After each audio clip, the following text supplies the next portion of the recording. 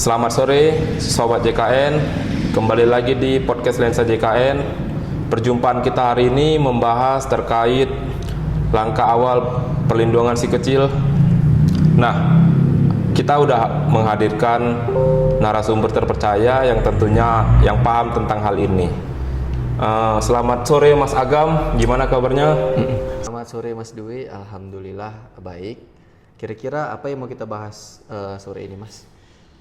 Sesuai topik kita, langkah awal perlindungan buat si kecil.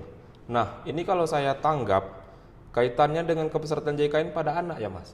Oke, benar sekali Mas Dwi. Jadi terkait perlindungan, JKN ini merupakan salah satu langkah awal yang dilakukan kepada orang tua untuk bayinya yang baru lahir, atau istilahnya itu BBL, bayi baru lahir gitu ya. Jadi bagaimana untuk bayi yang baru lahir ini bisa langsung terlindungi di program jaminan kesehatan gitu kira-kira Mas Dwi? Wah, ini merupakan informasi yang sangat penting buat Sobat JKN Mas Agam. Nah, bagi para orang tua, khususnya yang baru saja memiliki anak atau yang baru dikaruniai anak, nah, lantas apa langkah pertama Mas Agam yang harus dilakukan oleh orang tua untuk bayinya yang baru lahir?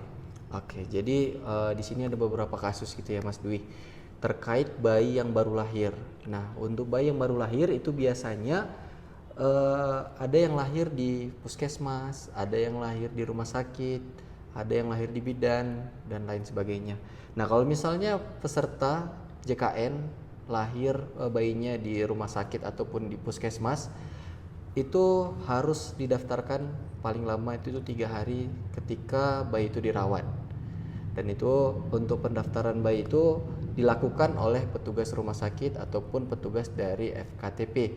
Tetapi jika petugas tidak melakukan pendaftaran atau peserta JKN ini lahirnya anaknya di luar dari puskesmas ataupun klinik yang bekerja sama, maka peserta diharuskan mendaftarkan anaknya itu 28 hari setelah kelahiran gitu Mas. Nah, berarti begini Mas Agam, kalau setelah bayi lahir setelah 3 hari didaftarkan untuk menjadi peserta jaminan kesehatan, berarti ada petugas dari BPJS Kesehatan ini yang bertugas langsung di rumah-rumah sakit, atau ada petugas tersendiri di rumah sakit yang mendaftarkannya Mas Agam? Oke, jadi untuk pendaftaran bayi baru lahir ini dari rumah sakit gitu ya, itu kita bisa minta bantuan dari petugas di rumah sakit langsung melalui aplikasi SIPP.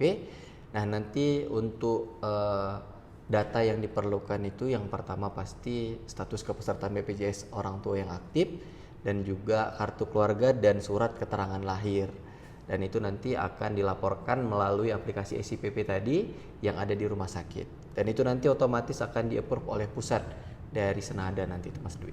Oh, berarti memang ada aplikasi tersendiri ya Mas Agam. Nah, jadi untuk orang tua ini mendaftarkannya sendiri atau emang petugasnya memang sudah ada hadir gitu Mas Agam? Jadi contoh nih kan, kita kan dalam keadaan lahiran gitu, apakah si ayah yang mendaftarkannya melalui aplikasi SPP itu, atau si ibunya langsung, atau emang ada petugas tersendiri gitu Mas Agam? Baik, jadi kalau misalnya di rumah sakit itu memang ada petugas yang menanyakan kepada peserta, ini bayinya mau langsung didaftarkan atau mau mendaftar sendiri.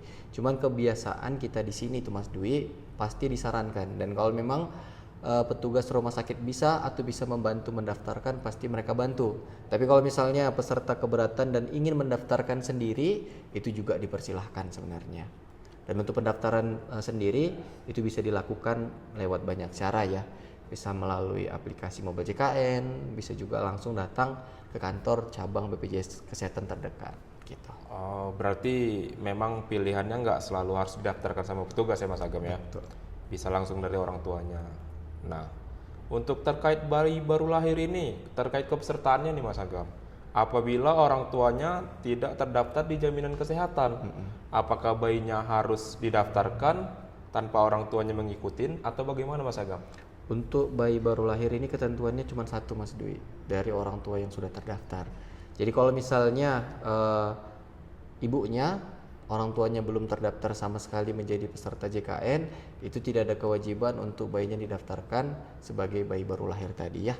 Oh, berarti kalau kalau bayi baru lahir ini berarti memang diharuskan kepesertaan orang tuanya juga masuk Terdaftar dan aktif. oh, Iya. terdaftar dan aktif. Nah, berarti sobat JKN untuk bayi baru lahir untuk yang melahirkannya secara mandiri yang tidak memakai BPJS Kesehatan tidak berhak mendaftarkan bayi baru lahirnya. Begitu Mas Agam? Ya, kalau misalnya status kepesertaan orang tuanya belum terdaftar, dia memang tidak ada kewajiban mendaftarkan bayinya sebagai peserta BPJS Kesehatan. Tapi kalau misalnya ibunya sudah terdaftar sebagai peserta JKN nih, itu dia memiliki kewajiban mendaftarkan anaknya, itu tadi Mas, 28 hari setelah kelahiran status kepesertaan anaknya wajib aktif gitu ya.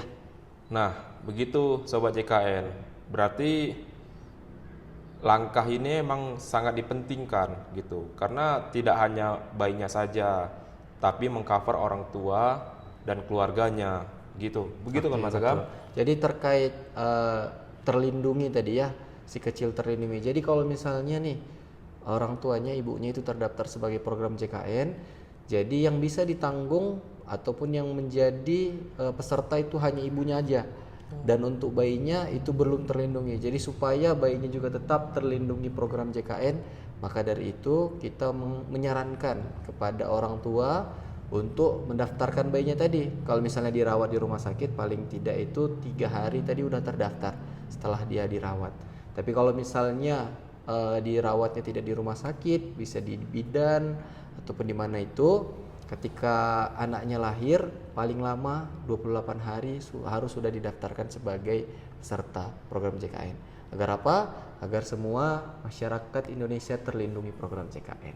Gitu Mas Dwi kira-kira. Oke, Mas Agam. Berarti kalau contoh kasusnya begini Mas Agam.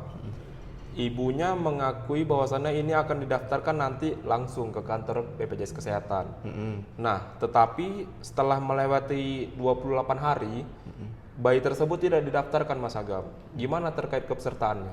Oke, baik. Jadi ini case-nya peserta udah berjanji nih mau mendaftarkan bayinya. Tetapi sampai dengan waktu yang sudah ditentukan tidak jadi didaftar gitu ya. Dan untuk ketentuan bayinya ini Mas Dwi, ketika nanti didaftarkan, iuran bayinya akan tetap terhitung dari dia lahir.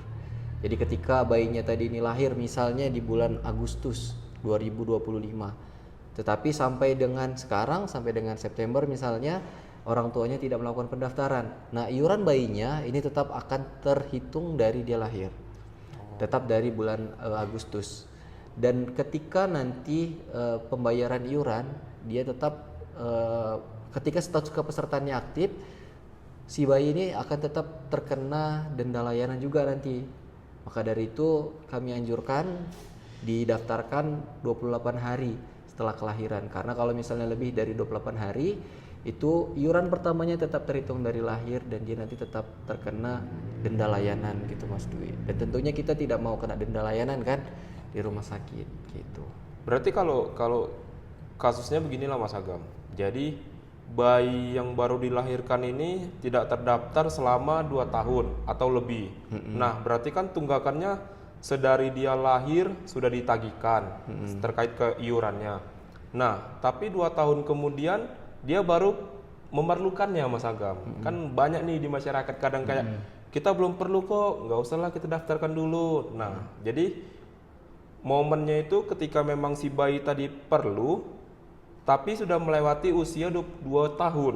Nah, terkait kepesertaannya apakah memang harus membayarkan dari awal atau gimana Mas Agam? Baik, jadi terkait bayi yang baru lahir udah lama nih ternyata nggak didaftarkan oleh orang tuanya, dan ketika sakit mau didaftarkan BPJS Kesehatan JKN-nya gitu ya.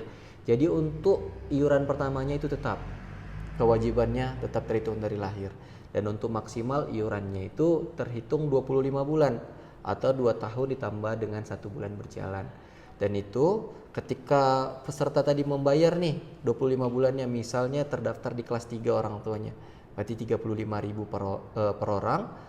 Dan untuk status kepesertanya sampai dengan aktif, dia wajib melunasi 25 bulannya, berarti itu kurang lebih sekitar 875. Dan setelah status kepesertaan si bayi tadi aktif, dia masih dalam denda pelayanan rawat inap di rumah sakit, dan itu ketentuannya 45 hari gitu. Oh, berarti kalau kita telaah ya Mas Agam, mau dia udah terdaftar 2 tahun, 3 tahun tidak membayar, tetap yang dibayarkan harus 24 bulan dan 1 bulan berjalan. Betul, 25. Nah, jadi buat sobat JKN jangan tunda terhadap kepesertaan bayinya. Jadi mungkin kalau kita yang memang momennya belum perlu atau belum ngerasa kalau kita tuh butuh, pasti kayak mana ya Mas Agam, pasti kita kayak mengulur-ngulur kayak nanti aja lah kita bayar gitu. Karena kan memang belum perlu juga gitu.